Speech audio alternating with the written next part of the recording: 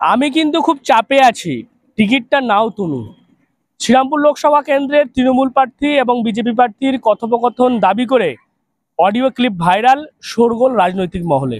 সম্প্রতি একটি audio clip viral হয়েছে এবং সেখানে যেটা শোনা যাচ্ছে, আমরা যেটা শুনতে পাচ্ছি, দুজন ব্যক্তির কথোপকথন। এবার দাবি করা হচ্ছে যে এই কথোপকথন হচ্ছে শ্রীরামপুরের তৃণমূল প্রার্থী কল্যাণ বন্দ্যোপাধ্যায় এবং বিজেপির প্রার্থী কবির শঙ্কর বোস। যদিও এই অডিও ক্লিপের সত্যতা যাচাই করেনি ডিএনএন বাংলা। হ্যালো, নমস্কার। কবির, আমি কিন্তু খুব চাপে আছি, টিকিটটা নাও। তো অনেক অসুবিধা আছে, যা দরকার করো, এসে মালটা নিয়ে যায়। কুড়ি পৌঁছে দিতে হবে।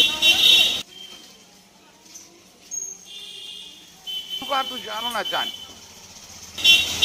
চিন্তা নেই, জানতে পারবে না। এই দাবি করে এই অডিও ক্লিপ ভাইরাল করা হয়েছে। সেই ভাইরাল হওয়া অডিও ক্লিপে প্রথম ব্যক্তি তিনি বলছেন হ্যালো, দ্বিতীয় ব্যক্তি বলছেন নমস্কার। প্রথম ব্যক্তি বলছেন আমি কিন্তু খুব চাপে আছি, টিকিটটা নাও তুমি। দ্বিতীয় ব্যক্তি বলছে অনেক অসুবিধা আছে, চেষ্টা করছি। আবার শোনা যাচ্ছে প্রথম ব্যক্তি বলছে যা দরকার করো, কিন্তু মালটা নিয়ে যাও। দ্বিতীয় ব্যক্তি বলছে 20 পৌঁছে দিতে হবে। আবার প্রথম ব্যক্তি বলছে সুকান্ত যেন না জানতে পারে। দ্বিতীয় ব্যক্তি বলছে চিন্তা নেই, জানতে পারবে না। এবং প্রথম ব্যক্তি রাখো বলে ফোন রেখে দিচ্ছেন বা কথা শেষ হচ্ছে। এই রকম একটি অডিও ক্লিপ ভাইরাল হয়েছে। দাবি করা হচ্ছে প্রথম ব্যক্তি কল্যাণ বন্দ্যোপাধ্যায় এবং দ্বিতীয় জন হচ্ছে তার প্রাক্তন জামাতা কবির শঙ্কর বোস। যদিও এই যে অডিও ক্লিপ সম্পূর্ণ ভুয়ো বলে দাবি করেছেন দুই রাজনৈতিক দলের প্রার্থীরা।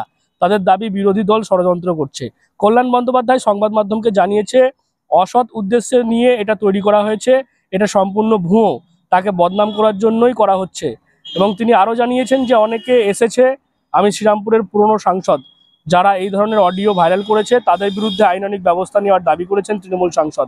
ইতিমধ্যেই কল্যাণ বন্দ্যোপাধ্যায় চন্দননগর পুলিশ কমিশনারেট এবং নির্বাচন কমিশনকেও অভিযোগ জানিয়েছেন।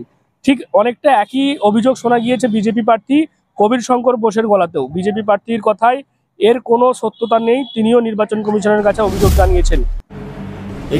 আপনাদের মাধ্যমে একটি অডিও ক্লিপ শুনলাম, হাস্যকর ব্যাপার, পুরোপুরি ভুল, মিথ্যা, ফেব্রিকেটেড, কনকক্টেড।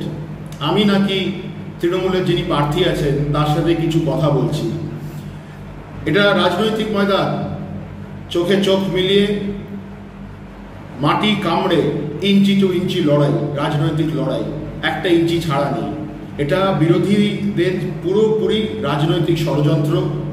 এতে একজনকারই লাভ হতে পারে, বিরোধী দলদের। বিরোধী দল এটা লাভ নেওয়ার চেষ্টা করছে, পুরোপুরি মিথ্যা অপপ্রচার। আমি এতে ইলেকশন কমিশনকে এক্ষুনি কমপ্লেন করছি, আমি কমপ্লেন করব। এবং তাই না, আমি আইনি ব্যবস্থা নেব পোর্টালের এগেনস্টে এবং এর পুরোপুরি তদন্ত হোক, এটা কে করেছে এবং এর শেষ দেখে ছাড়ব।